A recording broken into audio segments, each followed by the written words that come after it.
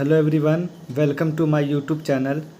आज की वीडियो में हम लोग क्लास 10th के विज्ञान के 10 महत्वपूर्ण प्रश्न के बारे में जानेंगे जो 2026 के एग्ज़ाम के पॉइंट ऑफ व्यू से बहुत ही महत्वपूर्ण क्वेश्चन हैं। ठीक है, तो जो ये लघुत्तरी प्रश्न है जो 10 महत्वपूर्ण, इनके बारे में एक एक करके हम लोग जानते हैं। तो सबसे पहले हमारे पास जो क्वेश्चन दिया हुआ है वो दिया हुआ है कि संयोजन अभिक्रिया को उदाहरण सहित लिखिए। कि संयोजन अभिक्रिया क्या होती है, इसको उदाहरण सहित हमें लिखना है। ठीक है, तो संयोजन अभिक्रिया क्या होता है? तो वह रासायनिक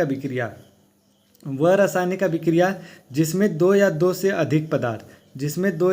अधिक पदार्थ संयोग करके एकल पदार्थ का निर्माण करते हैं, इस अभिक्रिया को संयोजन अभिक्रिया कहते हैं। जैसे हमारे पास एग्जाम्पल में दिया है CaO प्लस में CO2, यानी कि कैल्शियम ऑक्साइड प्लस में कार्बन डाइऑक्साइड। ठीक है, ये दोनों मिलकर कैल्शियम कार्बोनेट बनाते हैं।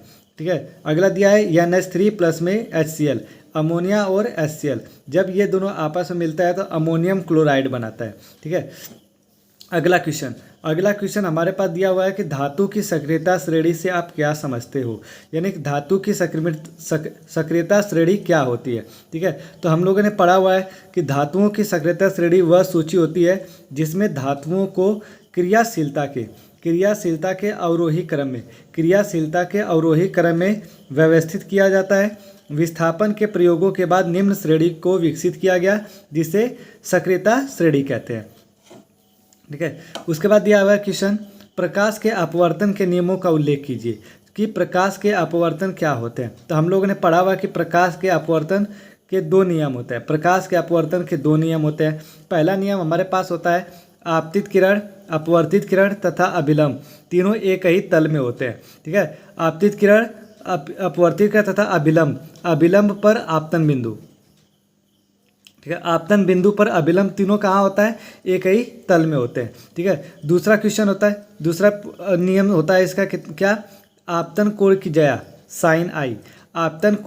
साइन आई तथा अपवर्तन कोण की ज्या साइन आर का अनुपात क्या होता है? एक नियतांक होता है। इसे स्नेल का नियम भी कहा जाता है, यानी साइन आई अपान में साइन आर। ठीक है, ये होता है हमारा प्रकाश के अपवर्तन के नियम। क्या है अगला क्वेश्चन है, दृष्टि दोष क्या है, इसके प्रकार लिखिए।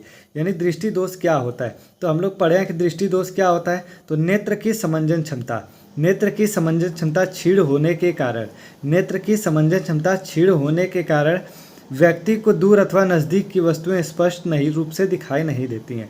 ठीक है, नेत्र की समंजन क्षमता क्षीण होने के कारण व्यक्ति को दूर अथवा नज़दीक की वस्तुएं स्पष्ट रूप से दिखाई नहीं देती हैं। नेत्र के इस दोष को दृष्टि दोष कहते हैं। ठीक है, यह दोष दो प्रकार का होता है, एक होता है निकट दृष्टि दोष, दूसरा होता है दूर दृष्टि दोष। अगला क्वेश्चन हमारे पास है, विद्युत विभव की परिभाषा दीजिए तथा विभवांतर और धारा में संबंध लिखिए। कि विद्युत विभव क्या होता है और विभवांतर और धारा में क्या संबंध है। तो हम लोगों ने पढ़ा है कि विद्युत विभव क्या होता है। तो अनंत से एकांक आवेश को विद्युत क्षेत्र के किसी निश्चित बिंदु तक जाने में किया गया जो कार्य होता है उस बिंदु पर विद्युत विभव कहलाता है। इसका मात्रक क्या होता है? वोल्ट होता है। इसे V से प्रदर्शित करते हैं। V बराबर क्या होता है? W अपान में Q होता है। अब विभवांतर और धारा में क्या संबंध होता है? तो विभवांतर और धारा में क्या संबंध होता है कि चालक में प्रवाहित होने वाली जो धारा या बहने वाली जो धारा होती है वो विभवांतर की क्या होती है? समानुपाती, यानी V प्रोपोर्शनल टू I, या V अपान I किसके बराबर होता है? एक नियतांक के बराबर होता है। ठीक है, एक नियतांक के बराबर होता है।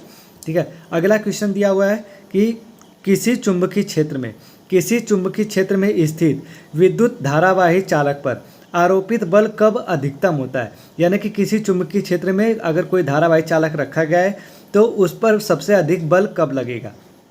तो फ्लेमिंग के बाम हस्त यानी बाएं हाथ के नियम के अनुसार के द्वारा किसी चुंबकीय क्षेत्र में स्थित विद्युत धारावाही चालक पर आरोपित बल अधिकतम होता है जब चालक को चुंबकीय क्षेत्र के कैसा रखा जाए? लंबवत रखा जाए। अर्थात विद्युत धारा की दिशा और चुंबकीय क्षेत्र की दिशा कैसी होनी चाहिए? परस्पर लंबवत होनी चाहिए।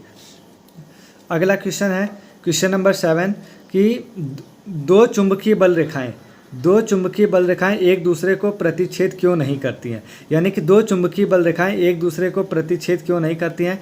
तो यदि दो चुंबकीय बल रेखाएं किसी बिंदु पर एक दूसरे को प्रतिच्छेद करे तो उस बिंदु पर सुई दो दिशाओं को इंगित करेगी, जो संभव नहीं है।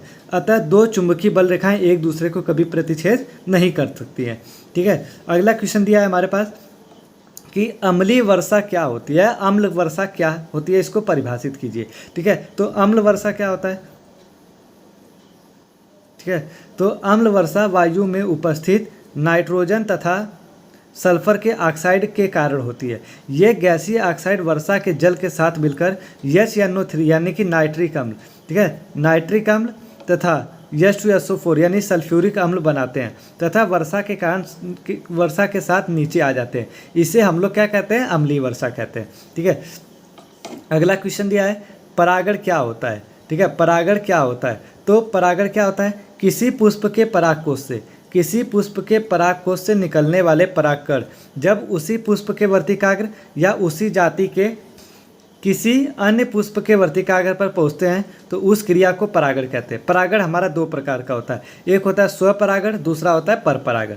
ठीक है, अगला क्वेश्चन दिया है कि परिवार नियोजन पर संक्षिप्त टिप्पणी लिखिए। यानी परिवार नियोजन क्या होता है। ठीक है, तो परिवार कल्याण हेतु बच्चों की संख्या सीमित कर परिवार को नियोजित करने की जो प्रक्रिया को हम लोग क्या कहते हैं, परिवार नियोजन कहते हैं। ठीक है, परिवार नियोजन कहते हैं।